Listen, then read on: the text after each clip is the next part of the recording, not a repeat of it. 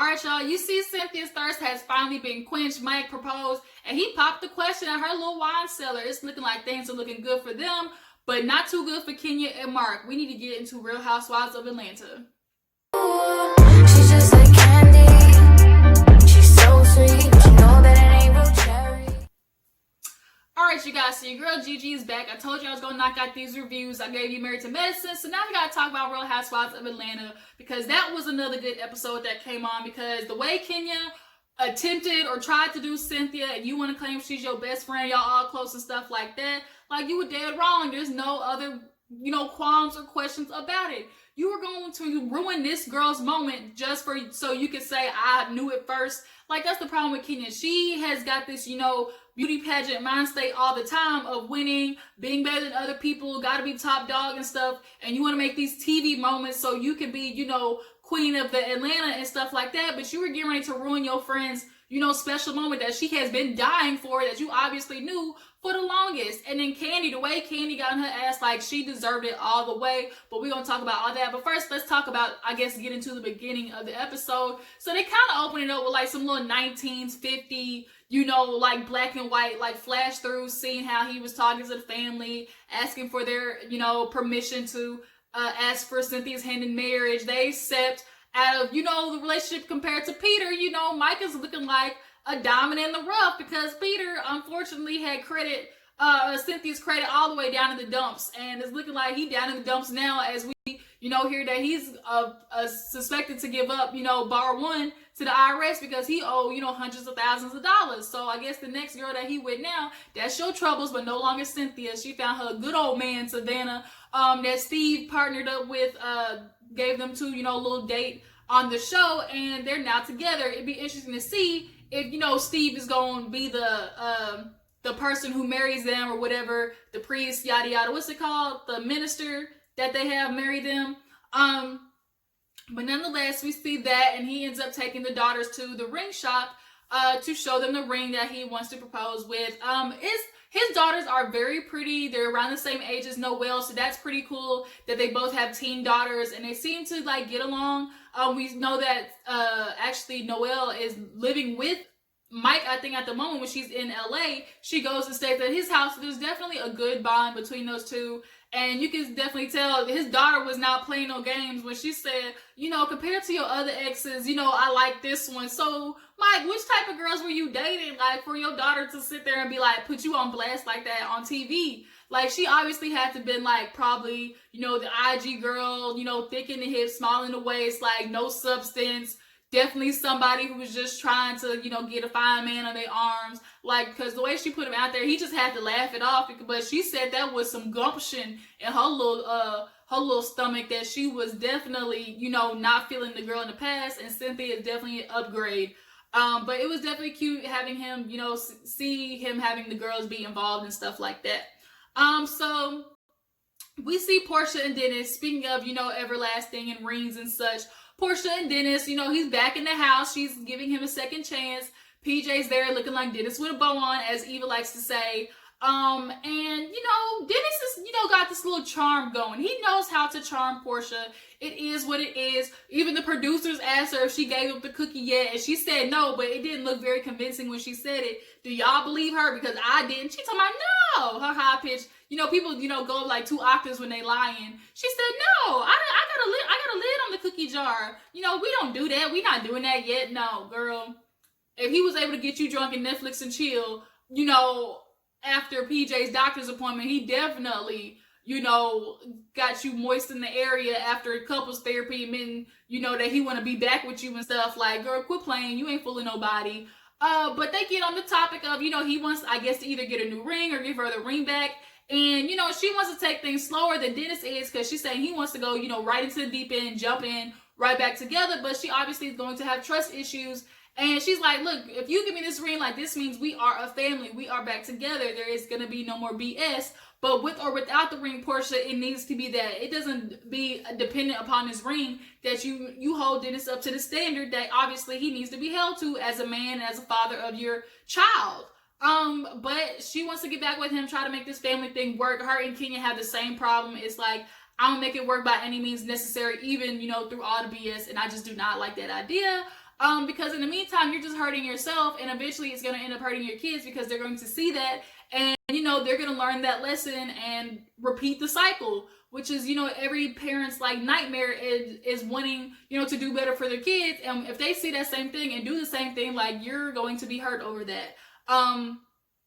But Dennis, I tell you, he know how to be slick and get in Porsha's head and make her laugh. And I think that's what makes Porsha like him more, because he's just a goofy dude. He don't look about nothing. I always say he looked like a goddamn toad. So he has always been the guy, the lame-o with the money, but knows how to make girls laugh, because humor is always on the top of every girl's list. Like, girls love a funny guy, and that's Dennis. But moving on, so I think it's actually the day of, the Bailey opening. So I guess she has a wine cellar and then like a Bailey room. She combined, I guess, having an event space people can rent out with, actually the alcohol supply, which is next door. Kind of a smart idea. I don't know how it's going to work out, but, I'm proud of Cynthia that she's still going and doing a lot of these things, just as Candy said. Oh, actually, no, speaking of Candy, we got to talk about her and Ty going to see this little Olay G, spot that Todd is supposedly trying to open. He wants to open up a speakeasy Mexican restaurant. Those two don't even go in the goddamn same sentence. When have we ever seen a Mexican restaurant that has a poetic person in the corner talking about, tamale, tamale, you are my Ali? Like, nobody wants to be sitting in no Mexican restaurant looking at speakeasy spoken word. Like, those two don't go together. But, you can see Todd is reaching and grasping for whatever he can to make some money out of this insecurity of being with Candy. I also think that's another reason why he doesn't want Candy giving Kayla any money. I don't think at all it's as much as about him trying to make her independent as it is he doesn't want it to be, for other people to say, oh, there he goes, Candy, taking care of Todd's daughter. Like, she's the one giving her the money. That's what we expected out of him. I think it's more out of that. But, Candy's looking at this space. Come to find out, it's been sitting there for 7 to 8 months. So Todd, like, that was not a good buy. If it's already sitting there for 7 to 8 months and you haven't completed the other businesses, like, there's a problem there. Like, you want to do, like she said, OLG breakfast, Olay G, bad idea. Then he's buying trucks so they can supposedly get into the car transport business. Like, pick one, finish it, and then move on to the next one. So now here Todd go to you've never been scared of success before. Now you're trying to psych me out. You've always been the person, to like push me and, make sure I do all these things. Now what's going on? And basically Candy's like, look, how much is it for renovation? And they add it all up, and it's dang near, over $500,000 of renovation. So we all know part of that's gonna be Candy money. Like, let's not lie. Like, Todd, you got money, but I don't think you got $500,000 just laying around, like that, like Candy does. Like, of all the women on Real Housewives of Atlanta, we know Candy's really the one with the ducats. She got the money, as I like to say. She got money, rich white people money, like dynasty type money. So, Todd, like, this insecurity, I need you to drop it. You knew who you got with. But if you want to be successful in something that you truly want to do. That's your, thing. Like, if you go back to production, I think you still have this production company, like something, but I think you're taking on this OLG thing, obviously, because Candy has a lot in her hands, but y'all getting ready to have a kid. She already said on YouTube that she talking about Todd in the first couple of days of having a baby was out at the strip club with Apollo. Now, Apollo just got out of jail. It is at a halfway house. What he doing in the strip club? Ways. So, yeah, Todd, you got to get it together. She's like, first of all, we like barely spend any time together. Only time we do see each other is when in regards to business. So let's get some personal dates. Let's have a date. Get something together, my man. She had to let him know, like, if a recession come, like, you going to be busted because all your stuff is like spread thin. He's talking about, now you're making me scared. What, you scared of success or something? Candy had to say skirt, like, nigga, what? Ain't nobody scared of no success. If anybody has success, it is Candy. We all know that. But like she said, I done made it through a recession, so I know what it takes. So you might want to be taking notes from me and instead of trying to check me, check yourself, buddy, because I got the money. I don't think Ty can make it through a recession the way he acting, being all frivolous and, nonchalant with his money / Candy money. But yeah, after that is when we get back to Cynthia's little opening and stuff. So she comes up with her little braids, her set it off braids. Talking about, you know, I was late because she had to get some more me time in with Mike because, you know, they barely get to see each other. And then Marlo comes with her nipple, like, Marlo, you couldn't put nothing, like a little nude bra or something. Just had her nipple pasties under the lace. Like, that was not cute. That was the wretchedry of it all. The wretchedry of it all. Girl, cover your nipple pasties. Don't nobody want to see that, Marlo. But she shows up, Porsha shows up. She says she hung over because it was Dennis' birthday. He wanted to spend a birthday with her, so we all already know what hungover means. He got you drunk again and you let him hit. Like, that boy know what to do. He know he wants to have a good little time with you. All he gotta do is put a little Hennessy in your cup, and you know, and the draws get the dropping. Porsha, gotta do better, honey. Gotta do better. But she comes in, Candy and Todd show up. I love the yellow dress on Candy. But Marlo, she's like, you know, Cynthia have the guys go get some stuff from the car. Now, as that's happening, Mike leans over to Candy and says, hey, don't leave. Now, Candy, obviously knowing, you know, this whole situation, is going to assume that he's going to propose and ends up texting Kenya, like, saying, like, girl, hurry up, because you don't want to miss it. Like, your friend might get proposed to. So Marlo, in the meantime, comes back in with 3 cheese trays, ham and sausages, and a card and gives it to Cynthia. The card is from Nene, talking about, you know, I still support you no matter, you know, how things are between us. You know, I always want you to strive for success. You know, everything between us is all good. You know, even if I'm not there, whoop-de-woo. Cynthia gets all emotional, so does Candy. They crying. Portia's like me. Now, Heifer, you really crying over a card and some cheese plates? And there ain't no apology in that card, not one bit of it. Nene is very good at glazing over issues by just saying a couple of sweet things because she knows Cynthia is a sucker for her, you know, being a softie for a little bit. And, you know, she just takes whatever slightly emotional things out of Nene because Nene is rarely ever, you know, soft in her approach or emotional. So when Cynthia gets that from Nene, she just sucks it up like a sponge in a sink because that she rarely ever gets that from her. So here she is crying. Marlo's like, yeah, you know, you should, that's from Nene. You should just really, you know, try to work things out. You know, she misses you. Portia's like, girl, whatever. Throw that cheese plate away. We all know Cynthia had to confront Marlo over the whole snake gate. Now, she said that she ain't do it. And Marlo was like, girl, wouldn't have we ever even talked enough time for me to record you? And 2, I thought we were better in our friendship than that. Like, you don't even be talking, you know, smack about me like that to me. So it couldn't have been me. But Cynthia had to check her, had to let her know, come up on her like mob wives, like, girl, did you do it or not? Because if you did, you know, we got some things we need to iron out. But she's gonna believe her for the moment, and she invited Marlo. That's why she was there. I forgot to mention that earlier. But she was like, girl, Marlo tried to check her over Kenya, talking about, you know, you be letting Kenya talk to you any type of way. Like, are y'all secret lovers or something? And Cynthia had to turn right back at her. Well, girl, you be up Nene's ass, so that's why I'm asking you. Like, Marlo be so up Nene's, you know, butt that she know what she had for breakfast, lunch, and dinner. Like, Marlo, you need to quit acting surprised that you a suspect. Now, we all think it's Giovanna because that bitch stay thirsty. She thirstier than Cynthia is for this goddamn ring. This girl would do anything for some screen time. But if you ask me, I think Nene told somebody to record Cynthia because she is so convinced and hell-bent on trying to prove to the world, to the public, that Cynthia is this double, you know, crossing face person, you know, this two-faced person that she, you know, says like she ain't always Cynthia or something. What is the other, her other side? I don't know what her like alter ego, basically what she would try to call it, you know, that Cynthia has, that be coming out that nobody else sees. Whatever, Nene. The point is, you got some apologizing you need to do to a lot of these women because you done some effed up stuff. You and your high horse, you and Jackie got the same goddamn problem, never thinking y'all wrong. But nonetheless, at the wine cellar, you know, after everybody's done crying and stuff, Kenya finally shows up and Candy is standing beside Cynthia. And, you know, she's like, oh my God, hey, you know, I want to invite y'all out to dinner with our men. You know, they rarely ever spend time or, you know, here at the same time. Let's go out to eat. Cool. So then Kenya wants to start talking about, oh my God, Mike's whole family is here. I think he might propose, girl. Now Cynthia's looking at her like, word? Like, I mean, I don't see my mama like or nothing like you think, really think. And Candy just does one of these like, girl, like, and she tried to touch her arm. You could tell Candy was trying to do everything she could to change the subject.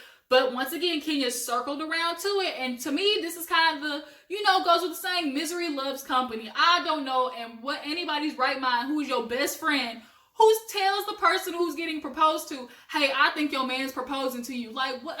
Like, are you dumb? Like, I'm like, Remy Ma, like, are you dumb?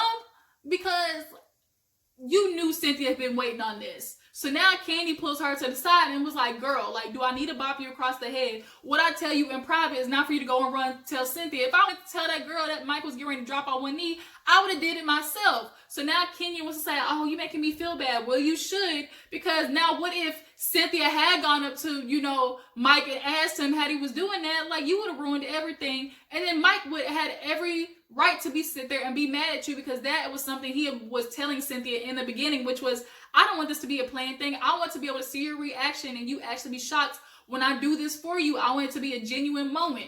And you just, like, Kenya, you are so wrong. I think you always want to make TV moments. You always, she wants to be the first to break news and tell, like she knew her friend. Like, she was the one who had the hint. Like, girl, you knew Kandi texted you. You quit acting like you got dang the Tyler medium or something. You could tell the future. Like, that wasn't what it was. I'm just so mad at Kenya because, like, you can't claim to be friends with somebody and then do that to them. Like, that's so effed up. So Kandi has to walk outside and talk to Todd. She's like, man, I'm ready to blow up, because Kenya, like, literally had told Cynthia, like, Mike is going to propose. So he's confused, like, are they fighting? Like, what's going on? And she's like, no. So she's just, like, outside trying to cool off. So Kenya, trying not to feel bad. She's like, oh, you're making me feel bad, bitch, you should.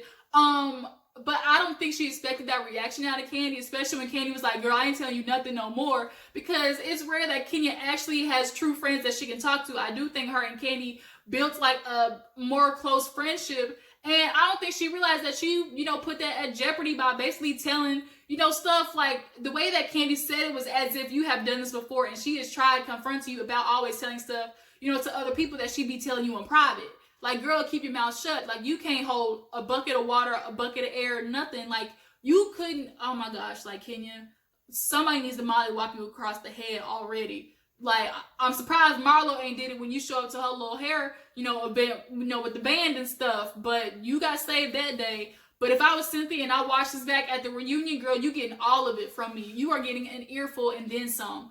But we see the moment where, Cynthia goes up to the front, thanks everybody for coming, allows Eva to say something, Eva was like, Kenya, you got something to say? She was like, no, we good. And, but yeah, after Eva says something, Mike, goes in how he's so proud of her. This is the woman of his dreams. She's classy. She's everything that he wants. And it kind of made me laugh, because he was like, he made everybody laugh, because he's like, I would like to propose, and like pause and was like, a toast. And so everyone was like kind of thrown off. But then he actually does it when his daughters come up and was like, no, you're doing it the wrong way. And he's like, you need to pop this. And the bottle had a question mark on it. Y'all, was super cute. Definitely not too much, just enough. He involved the daughters, which was great. And then the daughters came in with like a family puzzle piece to put them together and asking her to be family. Now, I do think Cynthia, obviously she knew that Mike was going to propose at some point, but I definitely do think it was a genuine reaction from her, not being shocked that he did it at that moment. She like teared up. It was super sweet. And all Kenya could do was sit there with a funky face, almost like, I knew it, because she knew, like, here we go. Like, I almost ruined this. That's kind of what that was. So after they propose, Noella gives him the ring. It's such a sweet moment, and, we're just really glad that Cynthia finally, got some substantial peen in her life, and she ain't got to worry about her credit being jacked up. So it's the next day. She's all happy. Love lands. It's time for the date with, the dudes. So we see Kenya and Mark on the way, and she tells him about, Cynthia getting engaged. And she's like, well, I did, kind of ask her about, because I had an idea. He's like, you were being nosy, weren't you? And she was like, no. She's like, I just said, like, oh, I think Mike's gonna propose. He's like, you snitched. Like, that's a big surprise. Like, you definitely can tell Mark loves checking Kenya. He loves trying to put her in her place. And unfortunately, Kenya loves doing the same to him, which is why they fight all the goddamn time. So then it's awkward, because now they're going back and forth about the Tesla, being able to turn the corner right, all that type of stuff. He making say stupid bye, just a whole bunch of dumb stuff. But she admits she is very passive when it comes to him, because she hates arguing with him. But you love arguing with the other women, so I'm gonna need you to get some backbone when it comes to Mark. and make your demands. But they make it to the place. Candy and Cynthia get there first. And Cynthia actually brings up how, it was weird how Kenya came up to me and was like, Mike is going to propose. And Candy's face automatically, she started shaking her head like, But Kenya ended up walking in before they could finish that conversation. So they sit down, all the men there together. And, it's weird. They start getting on, obviously, Cynthia and Mike possibly, doing a prenup, counseling, all that type of stuff. So it comes up how Mark didn't want a prenup with Kenya. And he was like, oh, I didn't do that. It seems like they both never recall the same situation, the same fight. They'll talk about totally different things. But he's like, I never brought up a prenup. She's like, yes, you did. He's like, no, because if the word prenup is ever brought up, I just completely disconnect. I think it's either all in or nothing.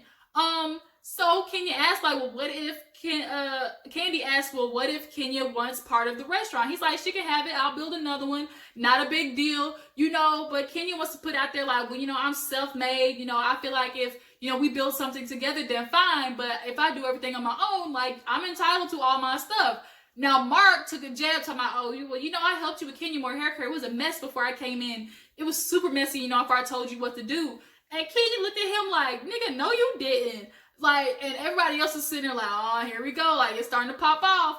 Now, these two definitely love taking jabs at each other. And it was very, like, funny how Kenya was in her confessional, like, laughing off how she's like, Mark likes to play dirty. And she's laughing, but you could tell, like, she's really kind of hurt that he be doing this all the time. This is obviously a consistent thing that these two be doing, which is, I'm going to go lower than you do because I'm not going to lose this fight. So now, Mike talks about how he's, proponent of counseling. He agrees with it. And Candy asked Mark how he felt about the first 2 years about marriage because obviously, they're newlyweds and stuff. Now the proposal was all jacked up. Kenya was like, she was ready to plan Cynthia's wedding, all types of stuff because she want to redo. She basically want to redo it. She gonna do it through Cynthia because Mark didn't really propose. He basically gave her a ring, was like, bitch, you gonna marry me or not? Like, that's basically what it was. He like, oh, we official now because Kenya popped up on him in New York unexpected. So, obviously, Kenya's holding a grudge about that. And then on top of that, he's like, well, I was romantic at the wedding. She was like, yeah, you were. So, Candy goes, well, what's your favorite moment? And she's like, it was, but, I think Miss USA was better. And I was like, Now, we know what that's referring to because we all know when she asked Mark, who's first or second, he basically said, F you, like, Brooke is always gonna come first. So, now she definitely gonna put that moment second, basically to get under his skin. So, now, he brings up Nene. And you could tell he brought up Nene to just stick it to Kenya because he was like shutting her down to my, you know, respect. And, I was talking, respect the conversation, like just really shutting her down. But they both were doing the same thing, like interjecting each other. So he brings up Nene, like, bitch, okay, I got you, checkmate, talking about, things are kind of weird with, Nene and Kenya, but I respect her. She was nice to me. She came in, introduced me to Greg, and I appreciate that. Like, I respect her. Like, we're cool. But Kenya tried to, like, almost, like, backslide for him. Talking about, well, remember, you were so mad when she called your unborn child a buffalo. He was like, yeah, it was messed up, but we still cool. Did she apologize? Kenya's like, Nene had never apologized a day in her life. And Candy's sitting there like, Mark, shut up. Like, this is your wife. Like, no matter what, you can be cool with Nene, but you need to stand by your woman. And both Mike and Ty said the same thing because they smart. Mike was like, look, I'm glad, Nene can be cool with Cynthia, but, I'm going to ride for my woman. If she going to be messing with her, I'm going to be on Cynthia's side. And it was just amazing watching them two go. It was like a train wreck that you cannot keep your eyes from. And Cynthia's like, dang, I knew it was bad, but I didn't know it was this bad, to the point where it's like they literally can't be around each other without fighting or just picking on each other about something. If we gonna one-up each other, it's always about one-up because they both have egos. Two people with pride and ego can't be in a relationship with each other. It just ain't gonna happen. And like I said, Kenya has, always the beauty pageant mentality of like, I'm gonna be first, I'm gonna be the best at everything. And Mark is gonna be, the cute asshole who made himself, who made this restaurant, who built this empire, and any woman would be lucky to be with me. So Kenya proposed a toast at the end, kind of being salty, like, you women, I'm so proud of you, Cynthia. You got a true friendship. Kenny and Ty, your couple goals. I hope to build a team like you two have. And Mark is sitting there with just a funky look on his face while she's making this toast as if He looking at her like, bitch, you gonna get it when we get home. That's literally what it looks like on his face.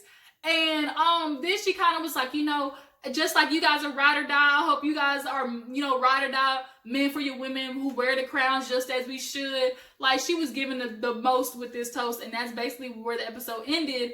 And next week is where they go to Toronto for Carnival, so that definitely is going to be a good episode because Nene is finally around all the girls together. So that was the episode, you guys. I appreciate you for tuning in. Tell me what you think about Kenya and Mark's relationship. And do you think Kenya was dead wrong for trying to ruin, you know, Cynthia's, you know, proposal? How long these two gonna last together? We just gonna have to see. But don't forget to subscribe to my channel, like this video, and I will catch you guys on the flip side. Deuces.